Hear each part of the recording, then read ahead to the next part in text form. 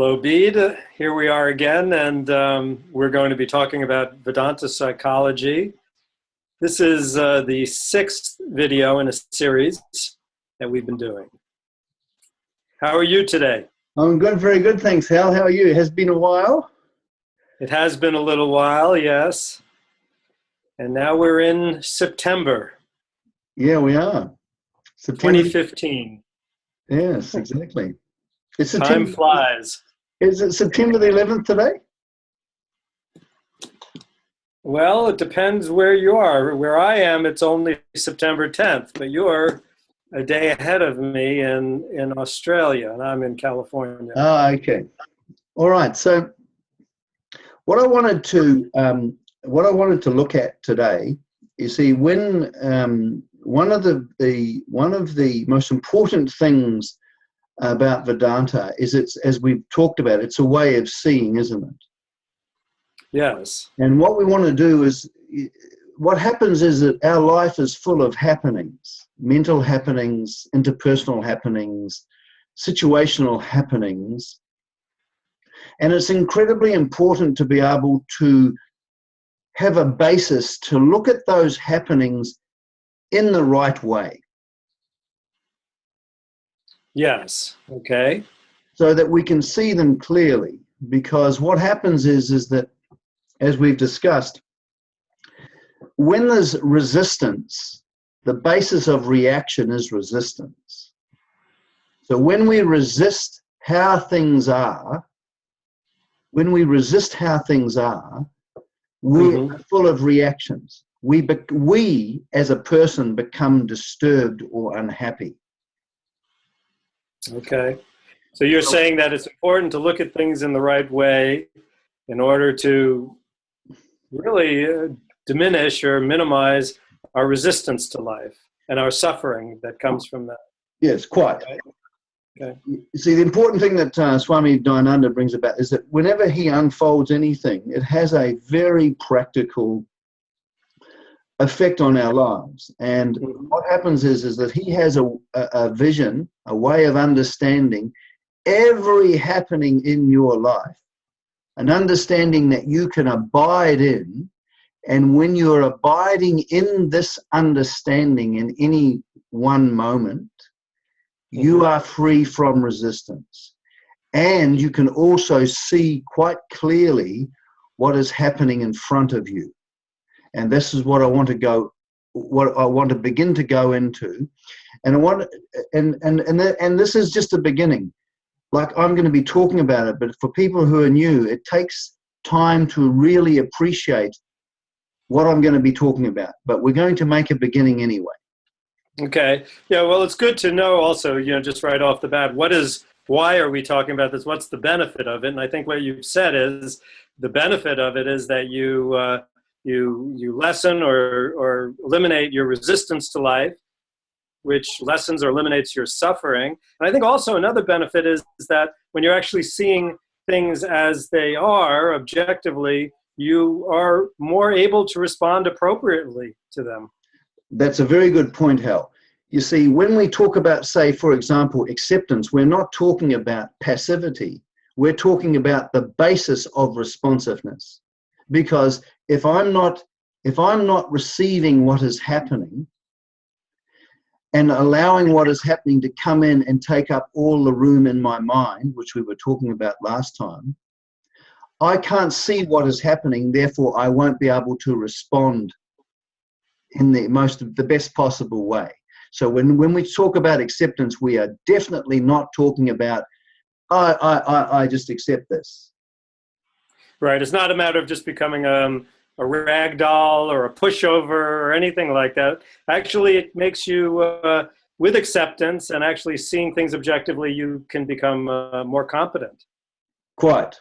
You can respond in an appropriate way. It's the basis of responsiveness. Exactly. If you look at human life or human psychology, the fundamental shift that the lifestyle that is unfolded in the Gita is we shift from being a resistor and a reactor to a receiver and a responder. That's always the game. Mm-hmm. Okay. Now, what Swami? Okay. Well, now that I think we know what the benefit. I'm sorry, I interrupted you. No. Go ahead, Hal. I was just going to say, now that I think we know what the benefit is, or at least some of the benefits of this, why don't we get into the meat of it? So to speak. Okay. So what we're looking at is we want to be able to ascertain it. We want to be able to look at any happening in our life. We want to know what is happening. This fundamental thing. What is happening? What am I looking at? This is a very important basis for everything. What am I looking at? Now, what Swami Dayananda talks about a lot is this whole idea of order. And this is what I want to go into. Now, I want you to imagine on a table. Can you imagine a table? And there's a whole lot of matchsticks just plonked in a random way on the table. Okay? Mm-hmm. Mm-hmm. Now, they just, you've just chucked them on there. So there's no order, is there? No, sounds like you're beginning a game of pick up sticks and it's just chaos. Right? It's just chaos, right? Now, what happens is if I suddenly, first of all, place one and then start to place the second one and then the third one in a line, what's happening is what we're actually seeing is we're seeing order, aren't we? We're seeing what Swami Dayananda calls an intelligently put together. It's intelligently put together. So when we're looking at order, we're looking at something that's intelligently put together, aren't we? Mm-hmm. Mm. And if you were to see this pile and you saw one which was a line, right? One which was a line lined up, and the other there's just simply no order at all. The interesting thing about order is that we can appreciate the fact of order, can't we? We can appreciate the fact that that this is the result of intelligence. Mm-hmm.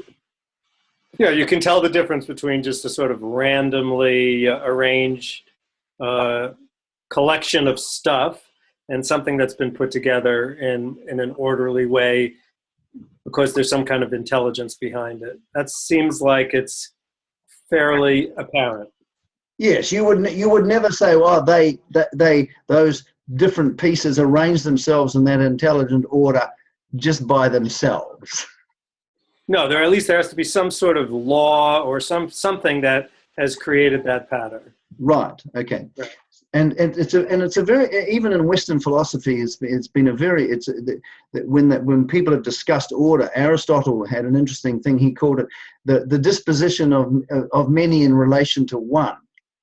So, like, for example, I'm going to go on a trip, then I order all my acts so that everything is organized around going on the trip. Oh, I see. Yeah. So there's been a tremendous fascination with the order and that we see in life. St. Thomas Aquinas talked about an arrangement of parts directed towards an end. Now, when we're looking at a static arrangement of those pieces of sticks in line, let's look at one that's more dynamic. Let's look at a car engine. Mm-hmm. Now, a car engine is an arrangement of parts, isn't it? Yeah. Intelligently put together. See, this is and this is what Swami Dayananda talks about. He talks about that order is it's intelligently put together. That's how he puts it, right? Mm-hmm. So you've got this arrangement of parts that function. Now, the interesting thing here is that so you have this order, this arrangement of parts that function. Now, it can only function. And all the functioning conforms to that order. Okay. So when you have a car engine, it can't act in any other way. It must conform, the functioning must conform to the arrangement that it is. Right. Okay. Yeah. It operates within the parameters of the order in which it's been arranged, right? Right, and it can't do and it Pardon can't, me? and it can't act in any other way. Right. It's absolutely not possible. Unless something goes wrong, it throws a rod and the whole thing goes out of order and then it stops functioning. No, but then if it's gone wrong, then there's a part then what happens is a part's worn out. Then its functioning will conform to that. It'll conk out. Oh, so even when something goes wrong, that happens in accordance with its order as well. Yeah, right? Absolutely. There is nothing occurs, even though in our mind we go, well, this is not, I don't like this. Okay, I don't like it. It's still perfectly in place. Given the order, what you're seeing is completely in conformity with the existing order.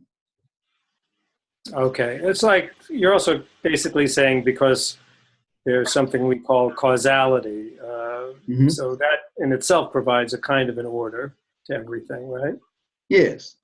Right. So, and we're just, at the moment, we're just using the analogy of a car engine because what we're talking about now is a dynamic order. Okay. That's functioning. Okay. Now, Swami Dayananda has this magnificent way of looking at this entire universe. And what he says is that this entire universe is an intelligent arrangement. It's an order that is functioning, and every happening that we are looking at is the functioning of this order and is in conformity with this order. And it can't be any other way. Right. Okay. Well, that is big. It's a but wild actually, idea. when you hear it put that way, it kind of is obvious in a sense, isn't it? We have a lot of psychological resistance to this, but I'll go into that. I had a tremendous amount of psychological resistance to this because, you see, I was brought up in a Christian Judaic background, and I believed in a thing called good and bad. Good and bad. And the thing that was pointed out was like, and I said, what about the Iraq War? You know, I mean, whatever. Well, given the geopolitical situation, and given which is part of the order, given given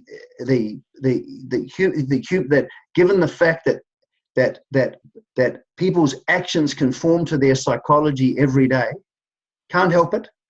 That what happens is people act in conformity with what their mental state is at any one time. Can't help it. It's just like the car engine. It's by necessity.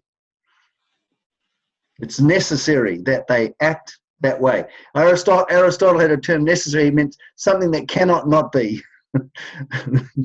Right. The fact of the matter is, if I am seeing you as a horrible person and I think that you've hurt me, do you see what I mean? My actions will conform to that state of mind, if that state of mind has taken up all the room. Okay. So everything we're looking at, every happening in the universe, and when we say the universe, we mean this. We include our thoughts and feelings. We include everything that other people around us, everything that they're doing. We're talking about the unfolding of social and historical and political events. We're talking about the weather. We're talking about everything that is happening. Even though we may not be able to comprehend the detail of the order, we can appreciate the fact that what I am looking at any one time is the order in operation. Right. I want to just repeat two things of the number of things that you just said, because I think that they're sometimes hard to get. One is that, we can appreciate that there is an order, even though we may not know or be able to comprehend all the details of that order because we're not omniscient, so we can't see every detail of all the causes and effects that go into making everything that happens happen. Mm-hmm. So even though we may not be able to specifically account for everything in detail, we can understand or appreciate the general principle that everything that's occurring is occurring based on order, and order, and particularly the order of cause and effect, and just various principles and laws about how things work together and how they work on each other. Right? Yes. Now, I just want to make one little added point here that Swami Dayananda is that reality Mm-hmm. is the reality is actively present Mm-hmm. in the form of this functioning order. Okay. So the presence of reality is actively present. We're not talking about like, this is where the Western philosophy went wrong, the first causes and all this stuff. What he says is that the presence of reality is actively present in the form of this functioning order. Right. Okay. So it's not like somebody started this machine eons ago and now it's just sort of going on its own. There's actually a sense that there is a living order. The living presence of the order is actually being experienced right now in our experience of the world. Very good. Right?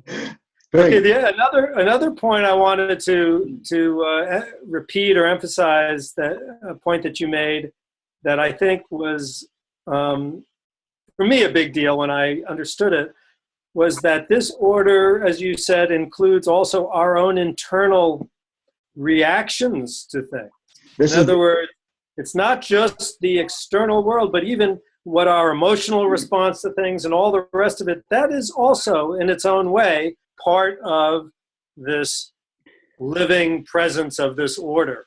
I'm very glad you brought that up, Hal, because this is the most important, but it was for me too. When my teacher, Atma Prakashananda, told me that all the functioning in my mind is part of this ginormous order, and it's out of my hands, I'm not producing it, that every happening that I am aware of is the presence of reality in the form of this functioning order. It gave a tremendously different perspective, because you see, I used to, for example, if I had certain thoughts or feelings, I would go into self-condemnation. I shouldn't be thinking that, I shouldn't be feeling that, or this is saying something about me. But what my teacher was showing me was all I'm looking at any one time, all that I'm looking at, any happening I'm looking at, I am looking at the presence of reality in the form of order, and that this happening is conforming perfectly to the given setup, to this intelligent arrangement. Right. See, because the thing is, we can think, like you, I think I used to condemn myself because maybe there was things I liked and things I didn't like. I kind of had the reasoning, okay, if everything that's occurring is a perfect display or perfect demonstration of a perfect order, then I should not be liking or disliking anything. I should just be fully accepting it as what it is. Well, ideally that would be nice, but even my likes and dislikes in some sense are part of the order. Not some sense, they are part of the order. They are part of the order. It may be the subjective aspect of the order, right? But it is still part of the order. It is. Everything that is happening is the operation, is in conformity with the order. Everything that is happening. Now, I found this rather strange because, what Swami Dayananda was saying was that, you see, I was used to, in terms of, because of my psychological training, I thought that there are certain things like this pathology. Yeah. I was convinced there was pathology and you got to do something about this. Now, so what happened was that, but what was presented was that given that a person is estranged from reality, do you see what I mean? They can't help but feel lonely. Right. It's like, given that the engine is broken down, it can't help function the way it functions. So everything we're looking at is perfectly in place, in conformity with the order. Now, also the fact that I don't like that, like the fact is that I have been born as an individual. I've come into existence. So this order, the functioning of this order, has brought my life into existence as an individual. It's sustaining my life, and it's going to take it back. Mm-hmm. Now, I might not like that, but that's also perfect order. Right. Yeah, so that's a good point too, that even the things that in a certain way are disharmonious, they're disharmonious for a reason. That's part of the order of things as well. So the point is to grasp that this is all part of an order of, or the order of things. When you start to see things that way, you start to see them objectively, then you can respond to them in an objective way. Yes, we're gonna go into that in a minute. Now, just want to go over one thing now. That thing you brought up. We're not now. For example, there is what we call the moral order. Mm-hmm. Now, this is not like a prescription of how you should act or talk. It basically says this. You know that when if I want to leave my house, right? I can jump off the balcony, right? Mm-hmm. And I'm going to break my legs. Now, that's perfectly in order because mass times acceleration equals force. So because I'm a certain weight, I hit the ground. Mm-hmm. Or I walk down the stairs. Now, both things, it's not disorder. Me jumping off the balcony, it would be better for me to go down the stairs, mightn't it? Right. Because I'm working with the laws, with my appreciation and understanding. Yeah, it's far better for me if I walk down the stairs. Right. Right? However, sometimes in life I jump off the balcony and I wear it. But both things are perfectly in order. Okay. So what you're saying is when things, in a certain sense, when we're talking about like the moral order, when things are done that in some sense violate the moral order, then that suffering occurs. As a result, is itself part of the order of things. Yes. Yeah. Yes. Nothing is outside the order. You see, this is a strange, and we do have a resistance to this, but there is nothing outside the order. Now, so what Swami Dayananda says, there's no good or bad, but there is right and wrong. Okay. Yeah. Okay. Yeah. Basically, there are consequences, and there are consequences that maybe are more desirable, and ones that are undesirable. Yes. Yes. Right. One thing, I don't know if you want to get into this at this moment, but one thing I know that as a Westerner, an issue that occurs sometimes is we will tend to think, first of all, that there's somebody outside of the order ordaining the order, so to speak. In other words, somebody created the order that is not itself the order. That's often the way we think of God in the West. Or someone is like the judge who's administering the law. So when you do something wrong, so to speak, then he administers the punishment. This is not that kind of idea. It's not really like... Absolutely not. See, what we're talking about, and we're going to go into, you know how I said it's the presence of reality in the form of this functioning order, right? We're going to go into the reality, but we're going to go into that at another time. But we can say that this reality is the intelligent cause, that the basis of that everything that this order Is this reality? So we can say that there is actively present in the form of order, which is the intelligent cause. That's active. Yeah, and in a sense, there is no separation between the intelligent cause and the order itself. No. Right. Absolutely. But we can go in. We're probably going to go into that more later. I want to go into that later, but it's a good point. But what we're looking at now is that let's just take this to a practical level. Have you ever thought that your spouse is being a silly person? Oh, no, I've never thought that. No. She may be watching this later, so I have to say that. No, yeah, of course, at times I have disagreed with things that she's doing. Now, it's interesting how in our previous conversations, we have talked about the fact that if you are looking at your spouse or any person and you are actually seeing and appreciating the fact, and abiding in this appreciation, that their actions are this order and operation, what happens is that is a way of seeing, isn't it? Yeah.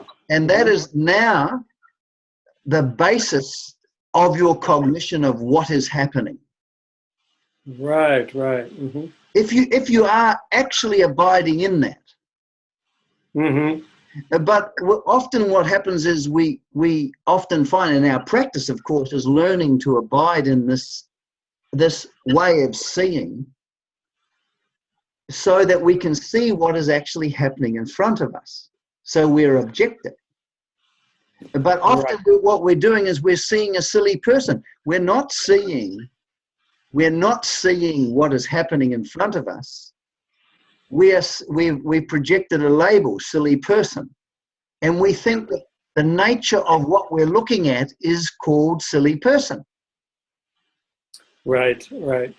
Yeah, well, that's sort of basically the way that we become judgmental often or condemning of people is we don't like what they're doing, and then we label them as that they're being stupid or silly or obtuse or contrary or whatever labels we put on them, rather than seeing that actually they have their reasons for doing what they're doing.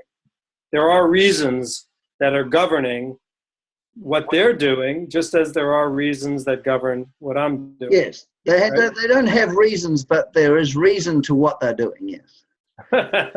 Okay, it may not be reasonable, but there is an order to it, including if they're not being reasonable, there's an order to that as well. Right? Absolutely, and you see, the whole thing with this is that the whole thing with this understanding of every happening in your life.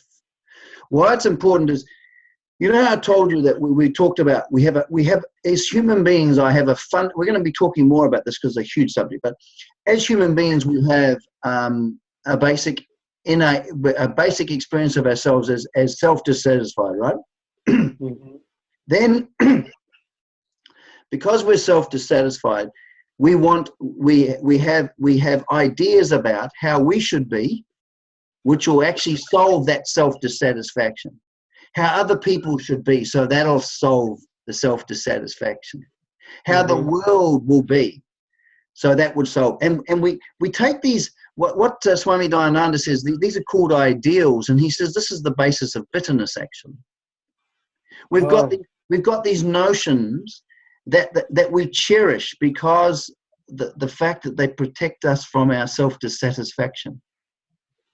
Mm-hmm. And so what happens is that these notions or ideals don't necessarily have anything to do with the functioning order and how it works. They're just ideas that we have, that we cherish, because they protect us. We think they protect us. We imagine that if life was like this, I would be happy. So they become incredibly important. Right.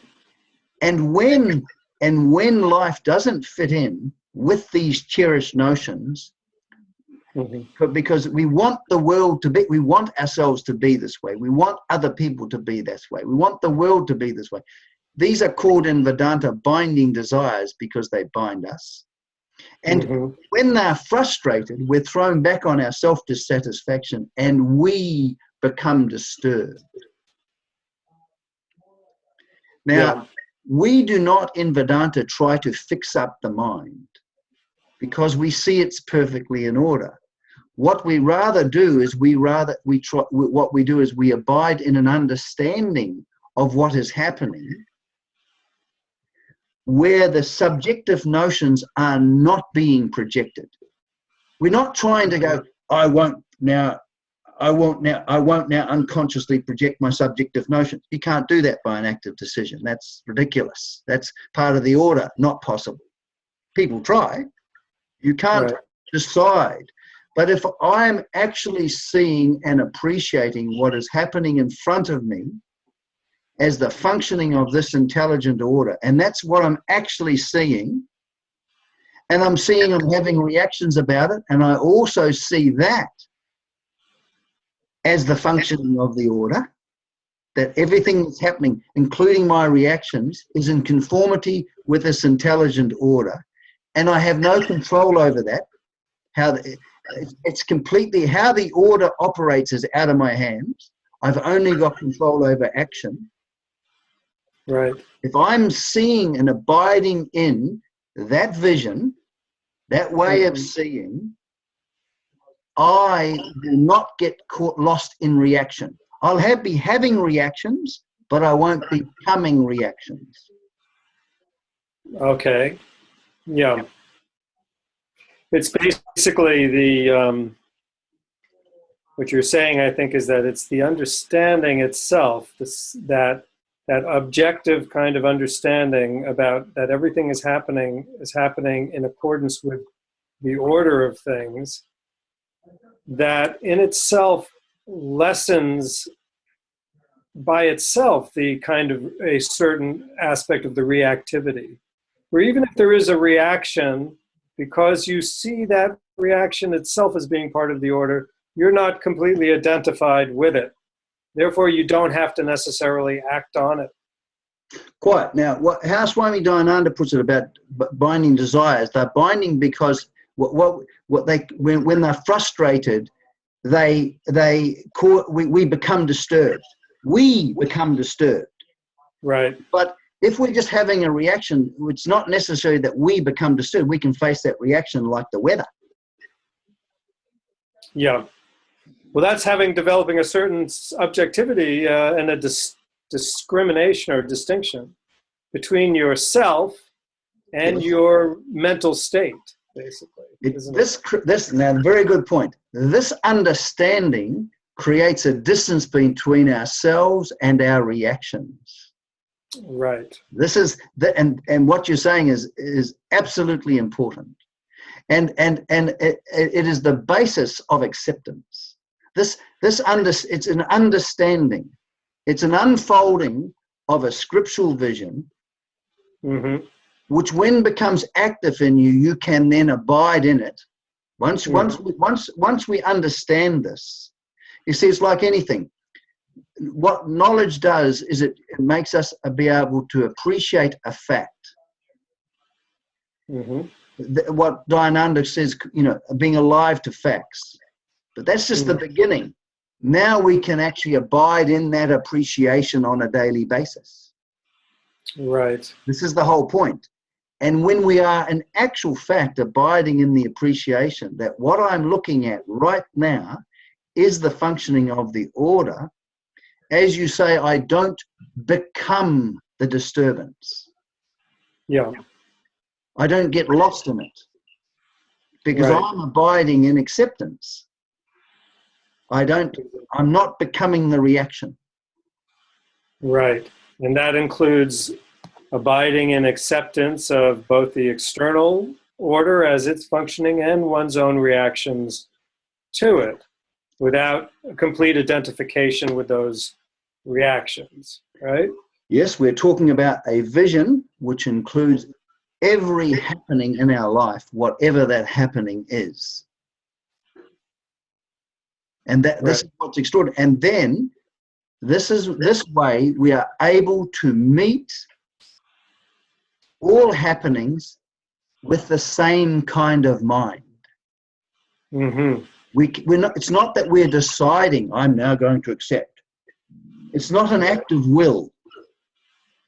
It is abiding in an understanding that has become active in us through listening to the teaching.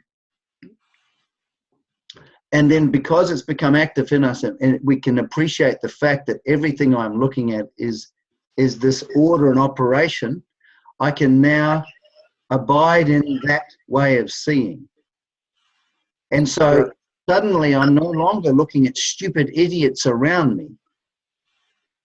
I'm just looking at the psychological order, and I know the rule is that people's actions conform to their psychology, just like me. Yeah. My actions. So that gives you really a much greater sense of understanding, and with understanding, I guess, a kind of compassion, both for other people and for yourself as well. Yeah, no blame. Right. And it's not that I'm deciding not to blame. You see, Hal, if you know when now this doesn't apply to everybody because some people do get upset about the weather. But normally, when it's cold, we don't go, oh, I wish it wasn't like this. It's just terrible that it's raining. It's not right. I can't stand it this way. How could this be happening? It's not. Now, all of that, you would say to me, what would you say to me if I was talking like that, Hal? You are not being very objective. You're being a little bit silly in that regard. Because it's completely out. It's just the weather works the way it works. Is that right? Yeah, it just is what it is. Exactly. Right. If I plugged in the kettle and it boiled and I said, how the kettle boiled because I plugged it in and it shouldn't have been like that. What am I doing here? I've ceased to become acquainted with the facts as they are. Right. And I'm caught up in my own little world, aren't I? Right. And this world is, you see, when we look at how we look at things, have you ever seen people say, oh, it's terrible, it's horrible, I can't stand it, it's everything is so hard. Yeah. Have you ever seen people talk like this? Of course, yes. So they're caught up in a way of seeing, aren't they? Yeah. How could that person do that to me? Well, the thing is that how they wish life to be, how they think it should be or how it ought to be, all of those things, all of those emotional demands about how I should be, how the world should be, how people should be, they have nothing to do with the functioning of this order. Yeah. That's ideas that I have in my head. Right. There was an old Chinese story about this, about it, how if a boat gets loose from its mooring, yep, it gets tossed around by the waves, and then it hits your boat. You may not like that, but you don't get angry at anyone. But if you notice then someone who's in the boat, then you get very angry at them. Oh, now that's a very good. I remember hearing that. I remember hearing, because you see, when we take it personally, if we understand that people act the way they are at any one moment in conformity with the order, and they can't act in any other way, right? It enables us. We don't have to like it. And we don't have to agree with it. We don't have to agree with people's behavior. We can say, yes, this person is acting destructively. Mm-hmm. But we haven't got a notion that it shouldn't be like that. We're not resisting the reality of it. Right. Because we're not personalizing it. We're seeing it objectively. Right? We are seeing reality. Mm-hmm. Actively present in the form of the functioning of this order. Yes. And what it does, like what Swami Dayananda says, it gives us a sense of relaxation. Mm-hmm. Because we're no longer trying to control what we can't control. Yeah. Or blaming somebody else for not controlling what they can't control either. We're not blaming them Mm-hmm. because it's not them. And we're not blaming ourselves. Mm-hmm. We're not blaming the world. We are rather abiding in appreciation of what the world is. Yeah. And as you said before, earlier on, we can now respond, can't we? Mm-hmm. Now, what's important here in summing up is that this understanding of everything, this vision that embraces everything, becomes the basis of how we see ourselves, other people, and the world. It's an entirely new, it's actually radical. It goes to the very core. This radical means to the root. And what it means is that when we are actually seeing life like this, we are freed from friction. Remember how we talked about the structure of subjectivity? Yeah. We're freed from being a resistor, Mm-hmm. fighting the resisted. And the important psychological thing with this is this. When we're in harmony with what is, which doesn't mean that we have to like what is, when we're in harmony with what is, and when what is taking up all the room in our mind, what happens to the complaining, suffering person? Yeah, the complaining, suffering person isn't really there anymore. Has no place to exist. Right. Now we're going to go more into this, but I just wanted to make it clear today in our conversation that, and as I said to you, this is such a vast subject, and it's something that we can become more and more and more clear on. Does that make sense? Yes, because it is profound, and as you say, radical in the sense of the original meaning of that meaning, that it goes to the root. You know, that goes to the root of the way that we see things, and therefore the way that we relate to things. So in some sense, you can begin to understand this, and you're not necessarily going to be able to immediately abide in that all the time. But to the extent that one becomes firm in understanding that, then the kind of complaining, the suffering, the blaming, the anger really does go away. Yes, and first of all, that's right, because you see, what Swami Dayananda says, that the understanding, the clarity that we can abide in Vedanta is something like it's like a Polaroid camera. It slowly develops, it slowly becomes clearer. Mm-hmm. And the thing is that, like anything, when we first appreciate a fact, when we're listening to a teacher, and that's why you know, for anyone who's listening to this, you must get in front of a traditional teacher who's competent and expose your mind to this, because what happens is that what happens in class in front of a competent teacher, you will start to see as that teacher sees. Mm-hmm.